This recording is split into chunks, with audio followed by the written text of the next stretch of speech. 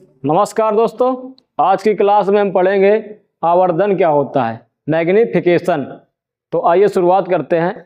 आवर्धन होता है प्रतिबिंब की लंबाई तथा वस्तु की लंबाई में जो अनुपात लेते हैं उसे क्या बोलते हैं, आवर्धन बोलते हैं। जैसे हम फोटो लेते हैं तो इसमें देखते हैं कितना बड़ा बना, कितना छोटा बना, ठीक है ना, सीधा बना है कि उल्टा बना है, तो इसमें यही सब चीज देखते हैं। तो आइए देखते हैं आवर्धन।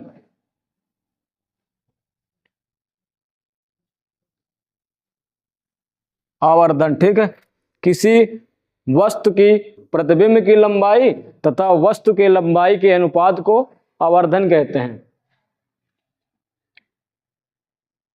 किसी वस्तु के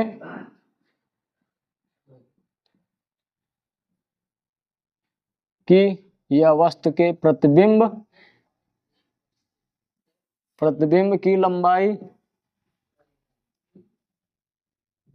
लंबाई तथा वस्तु की लंबाई को तथा वस्तु के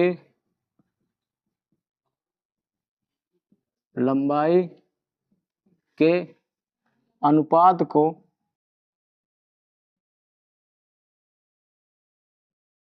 आवर्धन कहते हैं।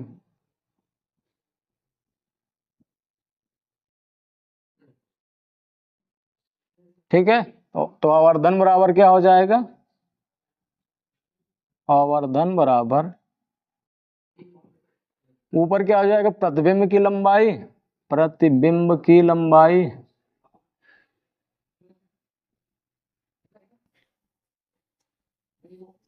अपान वस्तु की लंबाई, वस्तु की लंबाई। यहाँ पे प्रतिबिंब लेंगे आई से, आई, और वस्तु की लंबाई को ओ से। मैग्निफिकेशन आवर्धन क्या होता है, एम से। ठीक है, इसमें देखेंगे जैसे ये फिगर ले लेते हैं, जैसे ये बना है, जैसे यहाँ पे ये हुआ प्रतिबिंब, वस्तु लिए, इससे प्रकाश किरणें गई, टकराई और वापस आई। यहाँ से एक प्रकाश किरण गई, टकराई और वापस आई, तो यहाँ पे ये है, ठीक है ना। ये सॉरी थोड़ा दे,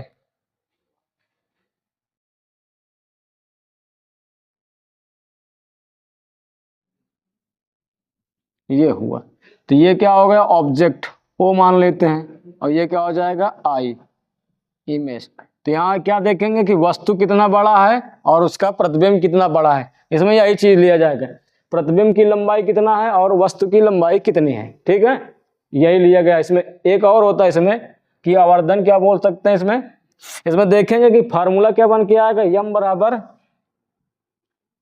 बराबर आई। ध्यान देंगे आई जब उल्टा हुआ है, नीचे जो चीज बनती है माइनस में लेते हैं, जो ऊपर रहती है प्रतिबिंब की ऊंचाई, ओ सॉरी वस्तु की ऊंचाई, इसको प्लस लेते हैं। ये एक तो ये हुआ आवर्धन। एक और होता है, इसमें बोलते हैं कि वस्तु सॉरी प्रतिबिंब की ऊंचाई, दर्पण से प्रतिबिंब की दूरी तथा दर्पण से वस्तु की दूरी के अनुपात को आवर्धन बोलते हैं। आवर्धन भी क्या लिख सकते हैं, और दर्पण से प्रतिबिंब की दूरी, प्रतिबिंब की दूरी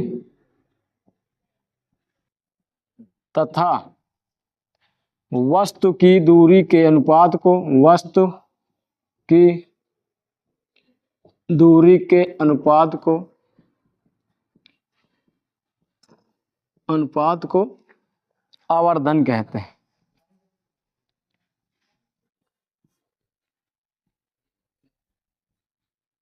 आवर्धन कहते हैं। इसमें देखेंगे जैसे यहां से यहां तक की जो दूरी होती है, प्रतिबिंब की जो दूरी होती है, दर्पण से उसे v से डिनोट करते हैं, और जो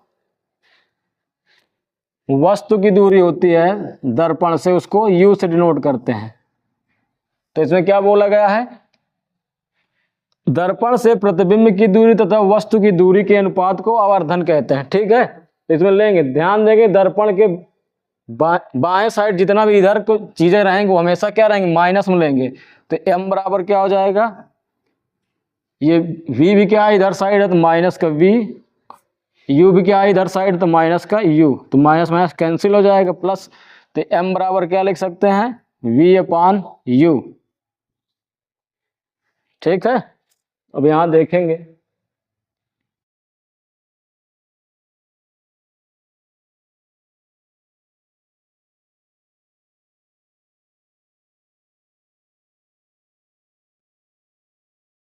m बराबर i अपान o है, m बराबर v अपान u है, तो इसको हम लिख सकते हैं m बराबर i अपान o बराबर, यहाँ माइनस लगाओ v अपान u।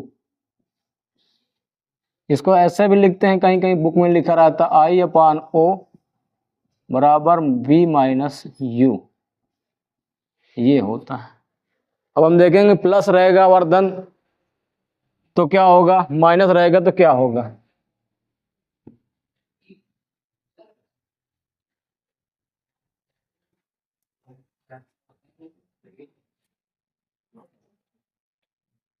हालांकि ये क्या किसके लिए आता है, दर्पण के लिए आता है। अगर हम इसी में देख लें कि लेंस के लिए क्या हो जाएगा, लेंस वाले में क्या कैसे होगा आवर्धन, तो फॉर्म सेम सेम यही रहेगा, बस माइनस वाला जो रहेगा वो हट जाएगा, आई अपान ओ वी अपान यू, ये होता है।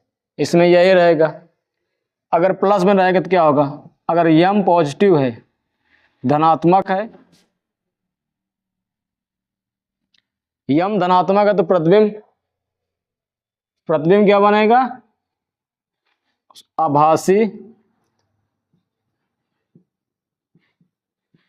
आभासी तथा सीधा।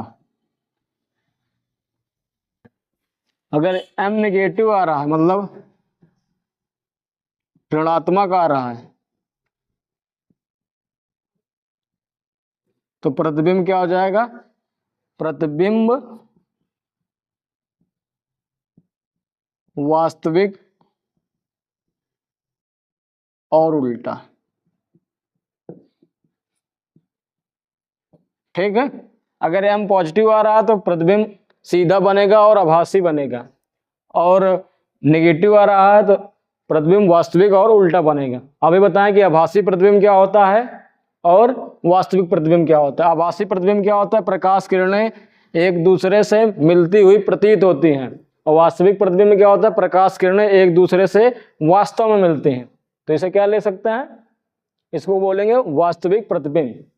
ठीक है, वास्तविक प्रतिबिंब को पर्दे पर लिया जा सकता है, आभासी प्रतिबिंब को पर्दे पर नहीं लिया जा सकता। तो ये क्या हो गया, आवर्धन।